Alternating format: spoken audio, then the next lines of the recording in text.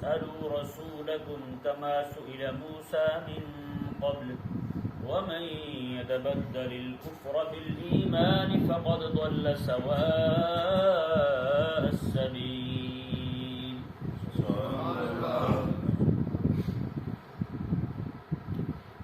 یہودی علیہ السلام کے مابین وصل سے ان کے دلوں میں ڈالتے تھے اور شوشے چھوڑتے تھے، مختلف قسم کے دین متین پر اشکالات پیش کرتے تھے.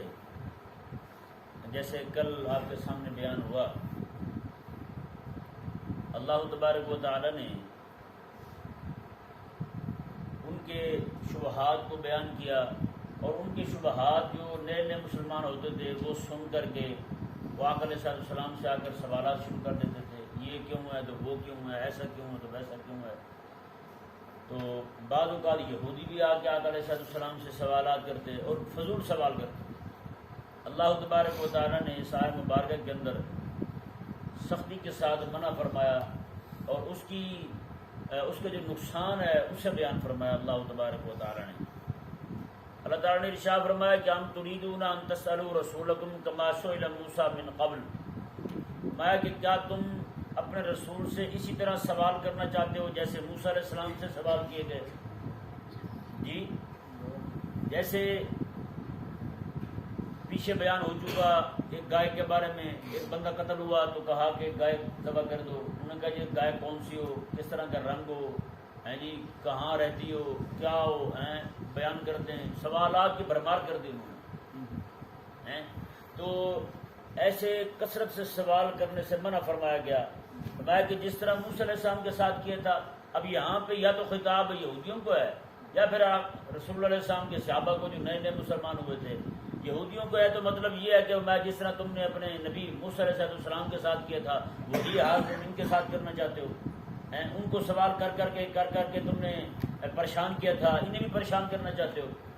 ایک بات. دوسری بات، اگر اس کا مخاطب جو ہے وہ لوگ ہیں جو نئے نئے مسلمان ہوئے تھے تو انہیں کہا جا رہا ہے کہ جس طرح موسیٰ علیہ السلام کو یہودیوں نے پریشان کیا تھا سوال کر کے، اسی طرح تم محبوب علیہ السلام کو پریشان کرنا چاہتے ہو. جی پھر کیا ہوا جی؟ کسی نے کوئی سوال کیا آقا علیہ السلام سے، کسی نے کوئی سوال کیا، کھڑا ہو کہنے لگا جی میرا ابا کون ہے. یہ رسول اللہ علیہ السلام سے پوچھنے لگا. اللہ تبارک و تعالیٰ نے اس سے بھی منع فرمایا کہ تم یہ بات بھی میرے حبیب سے نہ پوچھو. اب پوچھنا کیا ہے آقا علیہ السلام سے؟ صرف وہ بات پوچھنی ہے جس میں دنیا کا نفع ہو یا آخرت کا نفع ہو، بس یہ دو باتیں. اس کے علاوہ تیسری کوئی بات پوچھنے کی اجازت نہیں ہے. جیسے آج بھی بڑے سارے لوگ جو ہیں وہ ایسے جناب اپنے اندر لیے پھرتے ہوتے ہیں باتیں، وہ جہاں بھی بیٹھے اپنی پٹاری کھول لی، اس میں سے جناب سوالات نکالنے شروع کر دی، یہ کیوں ہے تو وہ کیوں ہے. اچھا انہیں کسی بات کا پتہ بھی ہوگا نا پھر بھی پوچھ رہے ہوں گے. اگلے بندے کا امتحان لینا بھی مقصود ہوتا ہے بعض اوقات ان کا. ایک بندہ آیا میرے پاس، مولوی تھا، وہ ساتھ اس کے 10-12 مولوی اور بھی تھے. وہ بیٹھ گئے جی، اس نے مسلسل 21-22 سوال کیے. یہ کیا ہے؟ میں نے کہا یہ ایسے ایسے ہے. یہ کیا ہے؟ میں نے کہا ایسا ہے. میں نے کہا یہ نامراد سوال یاد کیے ہوئے. بالکل اس کی طبیعت کا ایک مولوی مجھے اپنے گاؤں میں بھی ملا، وہ بھی اس نے بھی جناب ایسے سوال تیار کیے ہوئے تھے. وہ کہتا جی بعد میں پوچھ کے میں نے کہا یار ماشاءاللہ بڑا آپ کو روزانہ یہ مسائل پیش آتے ہیں. کہتا نہیں جی جہاں بھی کوئی عالم ملتے ہیں میں ان سے پھر پوچھ لیتا ہوں، یہی پوچھ لیتا ہوں. ہاں اس کے آگے مزید نوبت ہی نہیں آتی پوچھنے کی، کیا کریں. ایسے احمق لوگ ہیں. ایک امام تھے بہت بڑے، ان کے پاس ایک بندہ آیا آگے. ایسے کئی وہمی بھی ہوتے ہیں، پھر تو دین کا مسئلہ بھی پوچھیں گے تو پھر ایسا پوچھیں گے جس کے پوچھنے کی جناب ضرورت ہی نہ ہو، ایسے ہوائیاں مار دیں گے. امام تھے بہت بڑے، ان کے پاس ایک بندہ آیا آگے کہنے لگا جی میں وضو کے وقت داڑھی دھوتا ہوں لیکن گیلی نہیں ہو پاتی. وہمی تھا وہ بھی، داڑھی دھوتا ہوں گیلی نہیں ہو پاتی، پھر کیا کروں. وہ امام تھے، وہ بھی سمجھ گئے اس کا جو مزاج ہے اسے جواب ایسے دیا جائے. انہوں نے کہا رات کو پانی کا ٹب بھر کے نا داڑھی اس میں ڈال کے سو جایا کرو، صبح تک ساری گیلی ہو جائے گی. کہ نہیں؟ صبح تک ساری جو ہے نا وہ ٹھیک ہو جائے گی. کئی لوگ ایسے ہوتے ہیں انہوں نے بالکل حلیہ علماء والا بنایا ہوتا ہے لیکن باتیں ایسی ہمکانہ کر رہے ہوتے ہیں، سمجھ سے بالا تر بات ہوتی ہے. جیسے شروع میں جب انہوں نے انگریز نے سکول کھولے تھے نا مدرسے میں، مسجد میں سکول کھولے تھے جنہیں مکتب سکول کہتے تھے، مکتب کہتے تھے اسے. تو وہ سکول کھولے اس نے تو شروع میں بندے آتے تھے چیکر، ممتحن کہتے تھے انہیں، امتحان لینے کے لیے آتے تھے. تو ایک عالم صاحب جو ہیں وہ بھی بھرتی ہو گئے انگریز کے اسکول میں, تو وہ پڑھا رہے تھے سبق, تو اچانک ایک بندہ بڑا سارا امامہ باندھا ہوا, وہ جناب اس نے انٹری ماری, تو وہ دیکھ کے مولوی صاحب ڈر ہی گئے. انہوں نے کہا یار یہ کوئی چیک کر آ گیا ہے, تو کہیں یہ نہ میں سبق پڑھا رہا ہوں وہ غلط بات کیا دوں, غلط اثر جائے, جا کے شکایت کر دے, ان کو تو آتا ہی کچھ نہیں. وہ بیچارہ سبق پڑھانے سے ہی چپ ہو گیا, چپ کر کے بیٹھ گیا. کافی دیر بیٹھے بیٹھے اس نے کہا بات چلائیں کچھ, یہ کچھ بولے میں کچھ بولوں, کچھ تو پتہ چلے یہ ہے کون. اس نے کہا جی آپ کا اسم شریف کیا ہے؟ اس نے کہا جی یوسف. کیا کہا اس نے؟ یوسف. اس نے کہا بچو آپ سبق پڑھو, یہ یوسف ہے. اس نے کہا خدا کے لیے اگر تیرے پاس علم نہیں تو کم از کم حلیہ بھی پھر وہی بنا. یہ حلیہ علماء والا بنا کے پھرتا ہے, لوگ مغالطے میں پڑھیں گے, لوگ تجھے عالم سمجھ کے تو اسے مسائل پوچھیں گے, پھر تجھے پتہ نہیں ہوگا کسی چیز کا. امام ابو حنیفہ رضی اللہ عنہ سبق پڑھا رہے ہیں, پڑھاتے پڑھاتے آپ تھک گئے, ٹانگیں آپ نے لمبی کر دی, بیٹھے ہوئے ہیں. ایک بندہ آ گیا کہیں سے, بڑی وجاہت والا علماء والا روب دبدبا اس کا, وہ آ گیا, آپ نے فوراً ٹانگیں اپنی سمیٹ لی, سیدھے ہو کے بیٹھ گئے. کافی دیر بیٹھے رہے تو وہ کھانس کے مسئلہ پوچھنے لگا, جی یہ فرمائیں روزہ کس وقت کھولنا چاہیے؟ آپ نے کہا جب سورج غروب ہو جائے. کہتے ہیں کسی دن رات کو 12 بجے تک غروب ہی نہ ہو تو پھر. آپ نے یہ سن کے نا آپ نے فرمایا بھی ٹانگیں لمبی کی. آپ نے کہا ابو حنیفہ ٹانگیں لمبی کرنے کا وقت آ گیا ہے. ہم تو اسے عالم سمجھ کے اس طرح اکٹھے ہو کے بیٹھے تھے. یہ تو بیچارہ اسے یہ بھی نہیں پتا کہ جناب ایسا ہو سکتا ہے کہ جناب سورج غروب نہ ہو. کہتے ہیں آدھی رات ہو جائے سورج غروب نہ ہو تو پھر روزے کا کیا بنے گا, لوگ تو پریشان ہو جائیں گے روزے والے. ایسے احمق ہوتے ہیں. تو یہ ایسا سوال کرنا جس کا فائدہ نہ دنیا میں ہو نہ آخرت میں ہو, ایسا سوال کرنا کیا ہے؟ منع ہے. ٹھیک ہے, کوئی بھی بندہ سوال کرے آپ سنیں نا, ایسے جناب وہ منہ اٹھا کر پوچھ لیں گے جی فرعون کا جو باورچی تھا اس کا نام کیا تھا. بندہ پوچھے تو نے اس کی دعوت کرنی ہے, گھر بلا کے کیا کرنا ہے, کیا بنایا تم نے اس کے لیے جو اسے کھلانا چاہتا ہے, تو گفٹ دینا چاہتا ہے اسے, تو فرعون کی باورچی کو کیا کرنا چاہتا ہے, تو فلانے کے سالے کا نام کیا تھا. ایسے بد دماغ ہوتے ہیں, فضول سوال کرتے ہیں. یہ ہر بندے کو چاہیے, علماء کو بھی میں گزارش کرتا ہوں ایسے سوال سنیں ہی نہ. جو بھی بندہ ایسی بات کرتا ہے اس کی بات ہی نہ سنیں. اللہ تعالیٰ نے قرآن پاک میں وَإِذَا خَاطَبَهُمُ الْجَاهِلُونَ قَالُوا سَلَامًا, انہیں سلامتی والی بات کیا, تم نے کہیں بھی مہربانی کریں آپ کو بات پوچھنے والی پوچھیں جس سے آپ کی دنیا میں نفع ہو اور آخرت میں نفع ہو. آج دیکھیں آپ پوری قوم جو ہے قرآن پاک کس لیے پڑھتی ہے؟ صرف نیکیاں کمانے کے لیے. کس کے لیے؟ 10 نیکیاں آ جائیں گی بس کافی ہیں. قرآن پاک کو سمجھنے کے لیے نہیں پڑھتے, سمجھنے کے لیے نہیں پڑھتے قرآن پاک کو. اگر قرآن پاک کو, قرآن کریم کو سمجھنے کے لیے پڑھتے تو آج کہیں پہ بدر ہوتا, کہیں پہ حنین ہوتا, کہیں پہ خندق ہوتا, کہیں پہ جناب احد ہوتا. آج جناب یمامہ برپا ہو چکی ہوتی. قرآن پاک کو سمجھنے کے لیے پڑھتے تو یہ مرزا قادیانی لانتی جو ہے ایسے پوری زندگی کر کے نہ جاتا, یہ قتل ہو جاتا پہلے دن ہی, جیسے آ کر ایسے شام کے صحابہ نے کیا ہے. تو قرآن پاک کو صرف نیکی کے لیے 10 نیکیاں بس, کاؤنٹر اٹھایا ہوا ہاتھ میں, نیکی گننا جناب, اتنی ہوگی بس اتنی ہوگی, اتنی ہوگی بس اتنی ہوگی. بتائیں ایک بندہ اچھا بلا جناب کو 60 سال سے اوپر اس کی عمر ہے, میرے پاس آ کہنے لگا میں اذان کا جواب پہلے نہیں دیتا تھا, اب تو ایسا میں پکا ہوا ہوں. میں یہ کیسے کہتا, میں نے سنا تھا کتنے لاکھ نیکیوں کا ثواب ہوتا ہے اذان کا جواب دینے میں. میں نے کہا بس اتنے میں رہنا, نیکیوں میں رہنا, مزدوری رہنا, رب تبارک و تعالیٰ کے مخلص بندے بن کر اس کے دین کے لیے کچھ نہ سوچنا. تم جس کو بھی دیکھو وہ کاؤنٹر اٹھایا پھرتا ہے, یہ کام کرو اتنی نیکیاں, یہ کام کرو اتنی نیکیاں. اوپر سے بے وقوف ایسے عامل بیٹھے ہیں, مولوی بھی وہ وظیفے بتا رہے ہیں لوگوں کو. ہاں جی یہ کرو تو یہ ہو جاتا ہے, وہ کرو تو وہ ہو جاتا ہے. بھائی قرآن پاک نازل کس لیے ہوا ہے؟ محبوب علیہ صاحب السلام کے صحابہ نے تو قرآن پاک پڑھا ہے. آقا علیہ جنگ کے موقع پر, عہد کا موقع ہے, آقا علیہ السلام کے صحابی ہیں, وہ کھڑے ہوئے ہیں, کھجوریں کھا رہے ہیں, ہاتھ میں کھجوریں ہیں. آقا علیہ السلام سے پوچھتے ہیں حضور یہ فرمائیں کہ جنت جو ہے وہ کتنی دور ہے؟ آقا علیہ السلام نے فرمایا کہ 1 قدم پہ ہے, ادھر شہادت تو ادھر جنت آ گئی. کھجوریں ہاتھ میں اٹھائی ہوئی, وہ کھجوریں پھینک دی زمین پر. اس نے کہا پھر اتنی جنت قریب ہو تو پھر بندہ اتنا دیر کیوں کرے؟ کھجور کھانے میں جو دیر لگ رہی ہے وہ کرے کیوں بندہ دیر؟ بتائیں. ایک دم جناب وہ آقا علیہ السلام دیکھ رہے ہیں اسے, کھجوریں پھینک کے جناب میدان کارزار میں بے دھڑک جناب وہ کود پڑے, لڑتے لڑتے کافروں کو مارتے ہوئے خود ہی شہید ہو گئے. جنہوں نے قرآن کو سمجھا انہوں نے تو یوں سمجھا یار, آج یہی تو وجہ ہے کہ ہم حجروں میں بیٹھ کے جناب وہ گن رہے ہیں، بس ہر چیز شمار میں ہمارے، اس سے آگے بڑھ ہی نہیں رہے ہم۔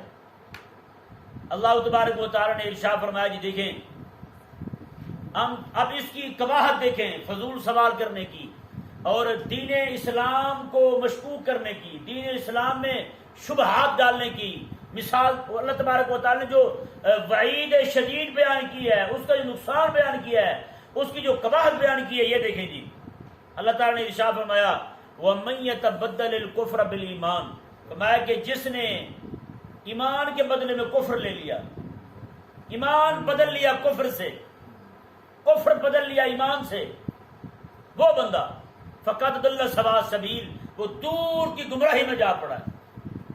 اب بتائیں جی اسی بات کو آپ دیکھیں، جس نے کفر لیا ایمان کے بدلے میں، جس نے کفر لیا ایمان کے بدلے میں، آج ہمارے بچے چھوٹے ہوتے ہیں خدا رسول کا نام لیتے ہیں، بچوں کو اسکول بھیج دیا، کالج بھیج دیا، یونیورسٹی بھیج دیا، اب وہی لڑکے بے ایمان ہو رہے ہیں، انہی لڑکیوں میں ارتداد آ رہا ہے۔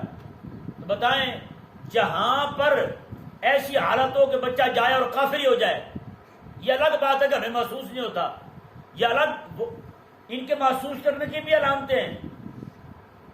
جیسے لڑکی جناب پڑھنے گئی تھی، پورا پردہ تھا اس کا، باشرہ تھی، پردہ کرتی تھی، جیسے پڑھنے گئی پہلے برقع گیا اس کا، نقاب گیا اس کا، وہ بھی پھر لباس بھی کم ہوتا گیا، پھر اسی عورت نے، اسی لڑکی نے برقعے کا مذاق اڑانا شروع کر دیا۔ بتائیں اور کفر کے سینگ ہوتے ہیں، کیا برقع جو اسلامی شاعر میں سے نہیں ہے؟ مسلمانوں کے علاوہ کہیں برقع ہے نہیں ہے نا، تو پھر اسلام کا شعار ہوا یا نہ ہوا؟ اسلام کے ساتھ خاص ہوا یا نہ ہوا برقع؟ وہی لڑکی جو کل تک خود برقع پہنتی تھی، آج یونیورسٹی گئی، برقعے کو جناب ہلکا سمجھ رہی ہے، برقعے کو گھٹیا سمجھ رہی ہے، تکیہ روسی ذہن کی جناب ناشی سمجھ رہی ہے کہ یہ تکیہ روسی ذہن سے ناشی ہے کہ برقع پہننا، یہ کرنا، وہ کرنا، یہ تو ان پڑھ لوگ کرتے ہیں۔ تو بتائیں رب رسول کے حکم کو ان پڑھوں کا حکم کہنے والا بندہ مسلمان ہے؟ تو پھر اور کفر کیا ہوتا ہے بتائیں، اور کفر کیا ہوتا ہے؟ وَمَن يَتَبَدَّلِ الْكُفْرَ بِالْإِيمَانِ، یہی لوگ ہیں جنہوں نے کفر لے لیا ہے ایمان کے بدلے میں، ایمان دے دیا انہوں نے۔ صرف یہی نہیں، آج آپ ذرا اندازہ لگائیں، آج ہمارے حکمران اسرائیل سے جا کے ملاقاتیں کرتے پھرتے ہیں، اسرائیل کو تسلیم کرنے کی باتیں ہو رہی ہیں، اور یہ جو بیٹھا ہے اس وقت ذلیل اعظم، اس ذلیل نے اپنا پورا وفد بھیجا ہے جا کے اسرائیلی صدر سے ملاقات کر کے آیا، اور یہ ذلیل منہ سے نہیں بھونکے کہ ہم نے یہ حرکت کی ہے۔ جو کتا ہوتا ہے نا، کتا اس کو صرف کھانے کی ہوتی ہے، کس کی ہوتی ہے؟ کھانے کی ہوتی ہے، کتے کو کسی چیز سے نہیں لگتا، لیکن کتوں میں بھی کتے غیرت والے ہوتے ہیں۔ شہر کا کتا تھا نا جی، وہ جنگل چلا گیا، وہاں جا کے اس نے دیکھا تو جنگل کا کتے کمزور ہے،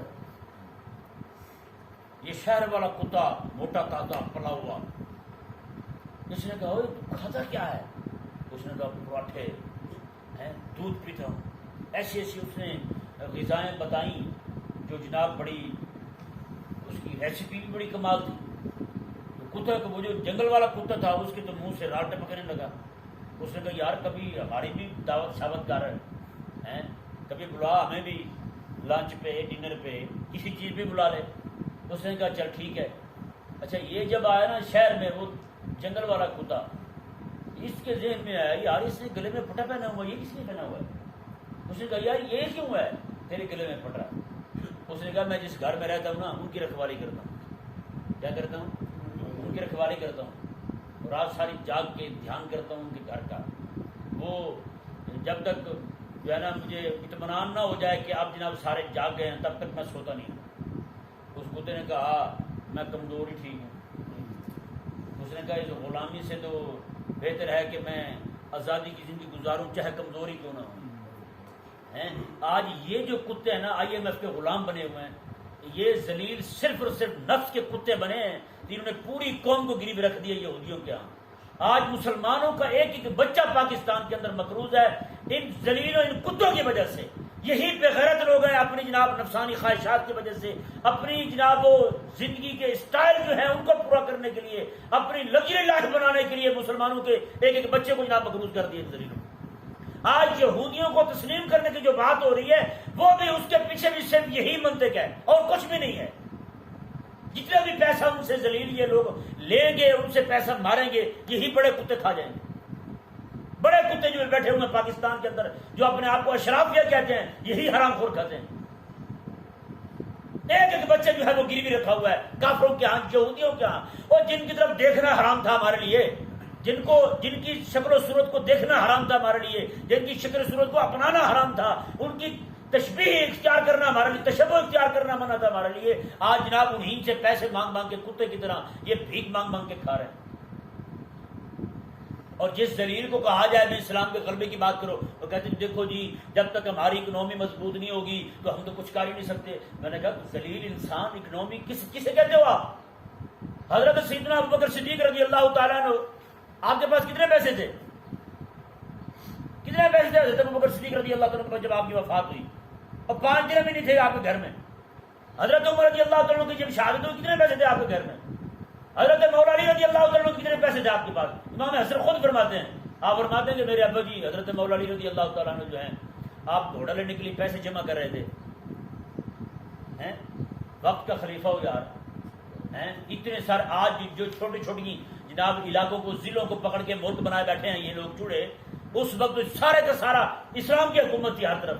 مولا علی رضی اللہ تعالیٰ اتنا بڑا خلیفہ، اتنا بڑا حاکم ہو کے امام حسن فرماتے ہیں کہ گھوڑا لینے کے لیے پیسے جمع کر رہے تھے ہمارے ابا جی، وہ پیسے جمع نہیں ہوئے تو جب آپ کی شہادت ہوئی تو صرف 8 روپے جمع ہوئے تھے، گھوڑا بھی نہیں خرید سکے مولا علی رضی اللہ تعالیٰ عنہ۔ کہتے اکنومی مضبوط ہوگی تو ہم لڑیں گے۔ اور ذلیل انسان اکنومی نہیں ایمان مضبوط کر اپنا۔ یہی سلطنت عثمانیہ جی کون سے ان کے پاس پیسے تھے بتائیں؟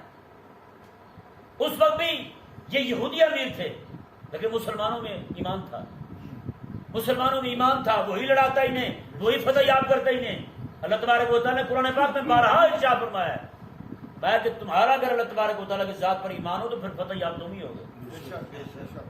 آج ایمان ہے نہیں، یہ ذلیل کے بچے رونا روتے ہیں وہ جناب ہمارے پاس کچھ نہیں ہے۔ تو بتائیں یار یہ حضرت ارطغرل غازی رحمہ اللہ جو تھے، آج تو لوگ ان کا ڈرامہ بھی دیکھ چکے ہیں، ہے یا نہیں؟ کیا تھا ان کے پاس؟ جھوپڑیاں تھی، ان کے پاس رہنے کو گھر بھی نہیں تھا، ہے یا نہیں ایسا؟ خیموں سے ہی انہیں حکومت شروع کی ہے اسلام کی، خیموں سے ہی انہیں اسلام نافذ کر دیا۔ آج یہ ذلیل لوگ جو ہیں اتنے بڑے گھر بنا کے بیٹھے ہوئے ہیں، پکڑا ہوا تم بڑا بڑا تم سمجھ نہیں آ رہی۔ آج یہ ذلیل لوگ کتنے جناب اونچے جا چکے ہیں، اتنے آسمان سے باتیں کر رہی ہیں ان کی بلڈنگیں۔ یہود و نصارہ کے ہاں ان کے جناب اربوں ڈالر پڑے ہوئے ہیں، اتنا کچھ ہونے کے باوجود جو ہے آج اسلام کا نام لینے کو تیار نہیں ہے، اسلام کی بات کرنے کو تیار نہیں ہے۔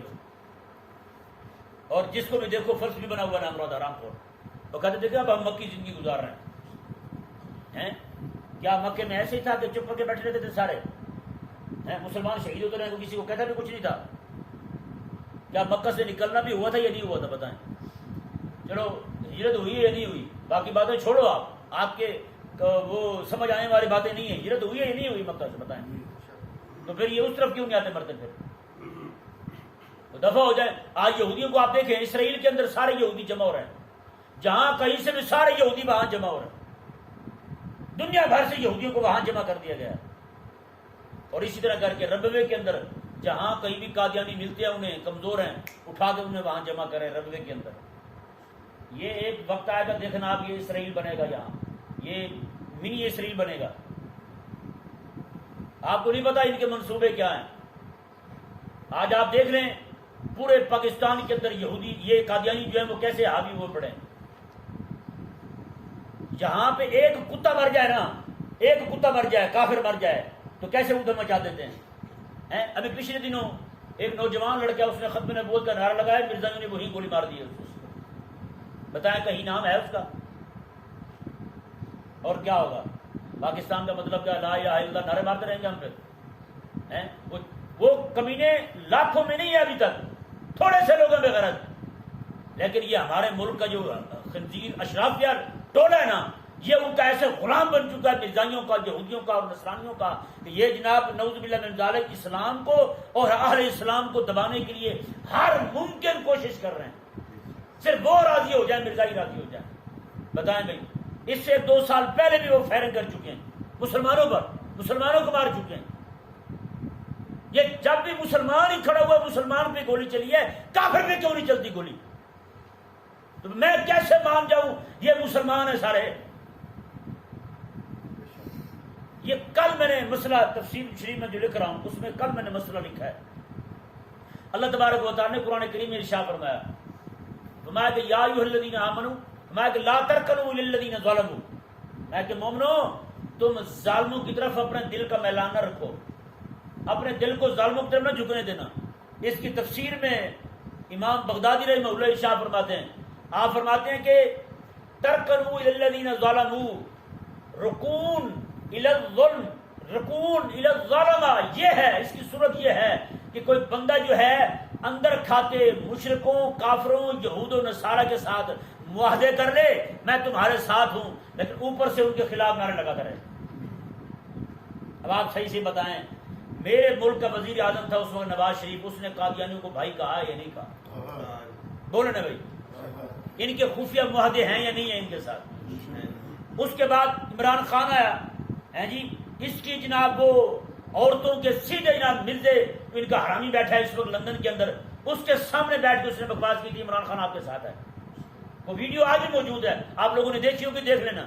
اچھا میں بیان کرتا ہوں کہ پاگل کے بچے ان کے پٹھے باولے کتے ہو جاتے ہیں، سن کے کہتے ہیں یہ تو جھوٹ کہہ رہے ہیں، ہمیں کتے نے کاٹا ہے ہم جھوٹ کسی کی طرف منسوخ کر دیں، ہمیں نہیں پتا اتنے بندے سن رہے ہیں لوگ بدگمان ہو جائیں گے، ہیں جھوٹ ہم نے کہنا ہے کسی کو 1-2 کو کہیں یا سب کو جھوٹ، اور ہمیں پتا ہے کہ کتنے لوگ ہمارا درس سنتے ہیں، سب کو جھوٹ کہہ رہے ہیں ہم، ایسے ان لوگ کے پٹھے نہیں جی یہ تو جھوٹ کہہ رہا، کہاں ہوتے ہیں آپ کو پتہ ہے غلام ہیں جن کا ذہن ہی کتے والا ہوتا ہے کہ مالک کے لیے بھونکنا ہے ہم نے اور کسی کے لیے نہیں بولنا، ہم نے دین کے لیے نہیں بولنا، صرف انہی کے کتے ہیں وہ، یہ ذہن میرے جو حکم ان کا ہے بڑیروں کا جو قادیانیوں کے ساتھ معاہدے کر کے خود کافر ہو چکے ہیں، وہی ان کا حکم ہے جو پیچھے چڑھے ہوئے ہیں ان کے،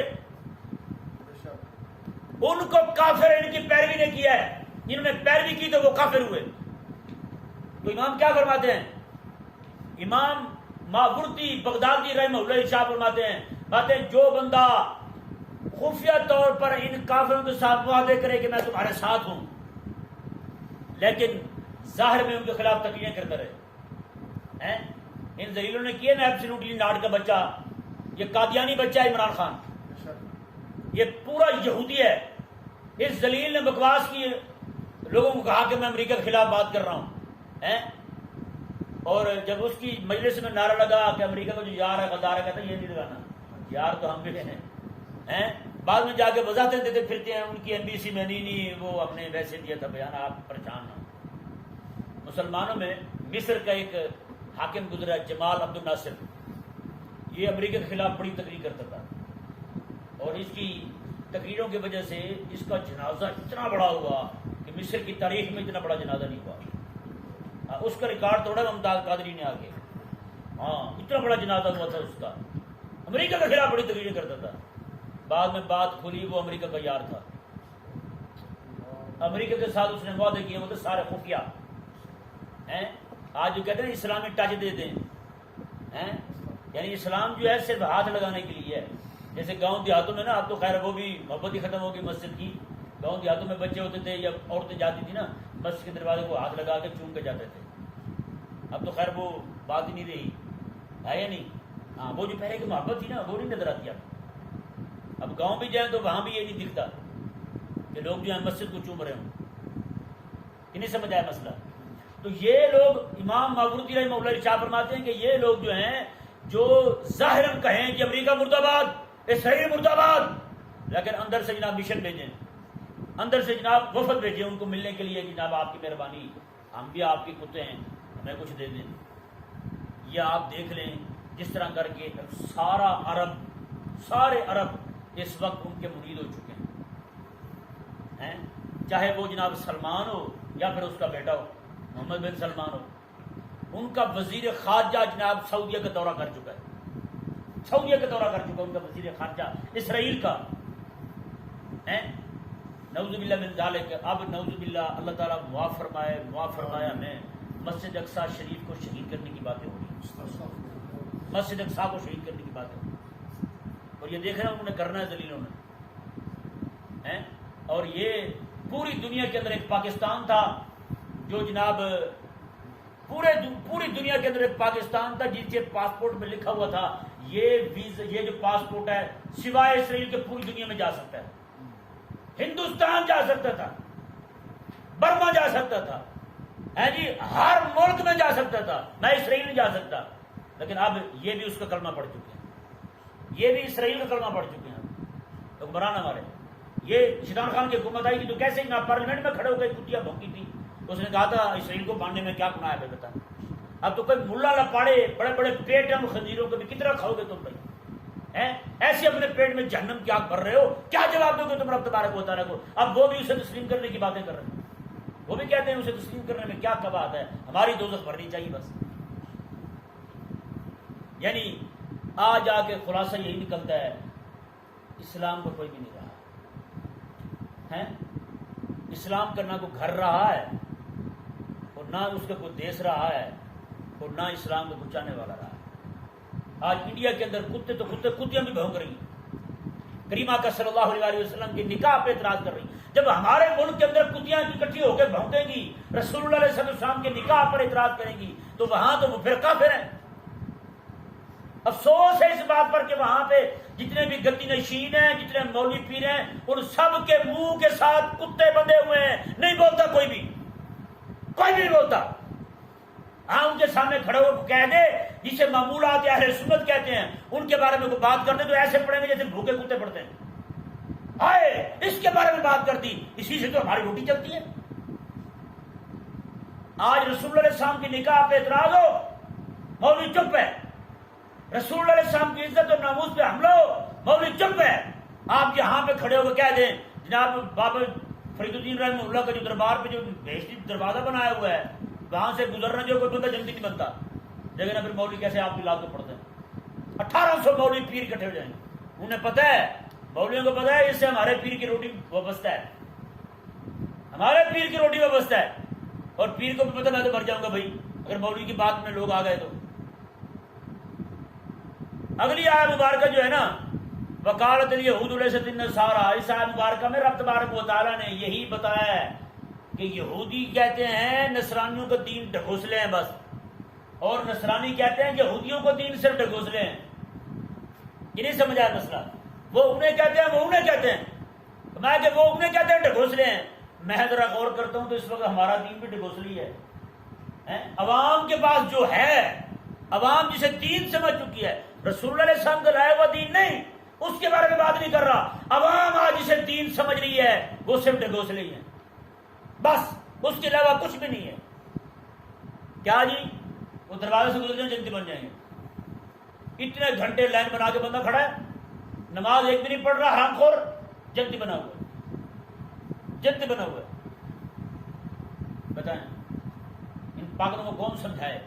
بڑے بڑے ملا پیر لائن بنا کے کھڑے ہوتے ہیں. تمہیں نہیں پتا وہ دروازہ جو ہے وہ کیسے جنتی بنتا ہے. بندہ جنتی ایسے بنتا جیسے بابا فرید گزرا ہے. بابا فرید رحمہ اللہ آپ اسلام کے مجاہد جہاد کرتے تھے, شیخ الاسلام تھے, مدرسے کے مفتی تھے, مدرس تھے آپ بہت بڑے. آپ نے بڑے بڑے علماء تیار کیے, پوری کھیپ تیار کی آپ نے علماء کی, اور آپ کے اپنے بیٹے میدان کارزار میں کافروں کے خلاف جہاد کیا کرتے تھے, اور آپ کے کتنے بیٹے اسلام کے لیے لڑتے ہوئے شہید ہوئے ہیں. یہ بابے کا کردار تھا. بابے نے کہا جو میری طرح گزرے گا وہ جنت جائے گا. آج ہم آؤ یہ جنت کا دروازہ گزر کے آئے. میں نے کہا جو جنتی ہوتا ہے نا وہ جنت میں جاتا ہے واپس نہیں آتا.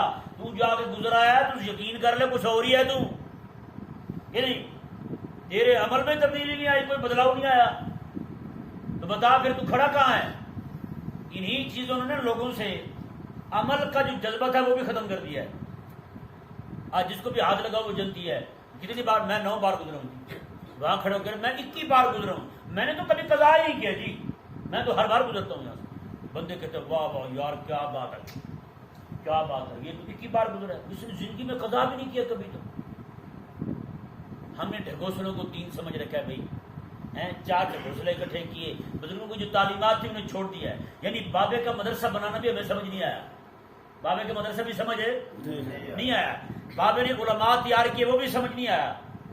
بابے نے جہاد کیا وہ بھی سمجھ نہیں آیا. بابے نے اپنے بیٹے جہاد کے لیے تیار کیے، بابے کے بیٹے جہاد کے لیے شہید ہوئے رب تعالیٰ کے دین کے غلبے کے لیے، وہ بھی ہمیں سمجھ نہیں آیا. ہمیں کیا سمجھ آیا؟ جو گزر گیا وہ جنتی.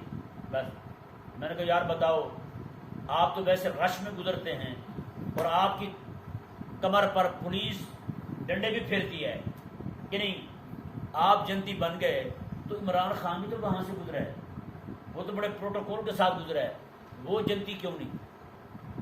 اور عمران خان کے گھر میں جو خاتون ہے وہ تو بابا فرید کے خاندان سے ہے، وہ تو خود پیر کامل ہے، بتائیں وہ جنتی کیوں نہیں؟ کہتے نہیں جی وہ یہودی ایجنٹ ہے.